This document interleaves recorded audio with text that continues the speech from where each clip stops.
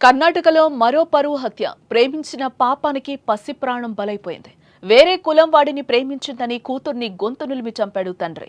పురుగుల మందు పోసి ఆత్మహత్యగా చిత్రీకరించే ప్రయత్నం చేశారు. ఫోరెన్సిక్ నివేదికతో అసలు నిజం వెలుగులోకొచ్చింది. కూతురు మృతదేహానికి అంత్యక్రియలు కూడా చేశారు. దారుణానికి పాల్పడిన తండ్రిని అరెస్టు చేసినట్లు కూడా తెలుస్తోంది. ఇటీవల కాలంలో కులం, మతం, పరువు అనే గోడలు ప్రేమను చంపేస్తున్నాయి. పరువు కోసం మనుషులు ఎంతకన్నా తెగిస్తున్నారు. పరువు కోసం కన్నవారిని, కట్టుకున్న వారిని, కన్న బిడ్డలను కూడా చంపడానికి వెనకాటం లేదు. కర్ణాటకలో ఇలాంటి ఘోరమే జరిగింది. తమ కులం కాని వాణ్ణి ప్రేమించిందని కన్న తండ్రే యమరూపం దాల్చాడు. తన కూతుర్ని దారుణంగా హత్య చేయించాడు. ప్రేమించిన పాపానికి పసి ప్రాణం బలైపోయింది. కర్ణాటకలోని కలబుర్గి జిల్లా మెలకుంద గ్రామంలో జరిగిన ఈ దారుణమైన ఘటన తాజాగా వెలుగులోకి వచ్చింది. శంకర్ అనే వ్యక్తికి 5 కుమార్తెలున్నారు. ఆయన చిన్న కూతురు కవిత వేరే కులానికి చెందిన యువకుడిని ప్రేమించింది. కన్న కూతురు వేరే కులానికి చెందిన అబ్బాయిని ప్రేమించడం ఆ తండ్రి శంకర్కి ఏమాత్రం నచ్చలేదు.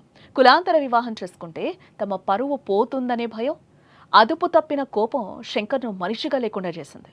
కుటుంబ పరువు పోతుందని, మిగతా కుమార్తెల పెళ్లిళ్ళు ఆగిపోతాయని ఆందోళనలో ఉన్న శంకర్ ఎలాగైనా కవితను ఆ ప్రేమ నుంచి బయటకు తీసుకురావాలని ప్రయత్నించాడు.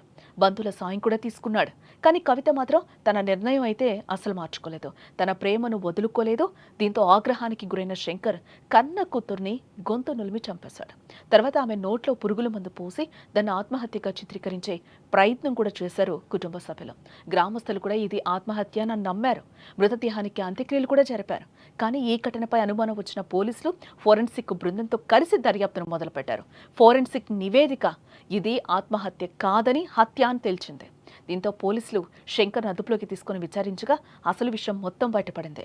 తాను తన కూతుర్ని హత్య చేసినట్లు కూడా ఆ తండ్రి శంకర్ అంగీకరించాడు.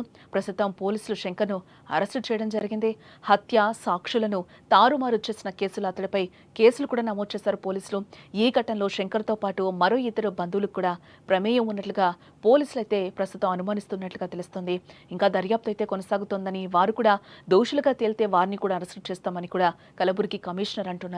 ఏదేమైనా ఒక తండ్రి పరువు కోసమో, ఆస్తి కోసమో సొంత కూతురి ప్రాణాలను బలి తీసుకోవడం అత్యంత దారుణమైన విషయం. ఇలాంటి ఘటనలు సమాజంలో విలువలు ఎలా దిగజారిపోతున్నాయో స్పష్టం చేస్తున్నాయి.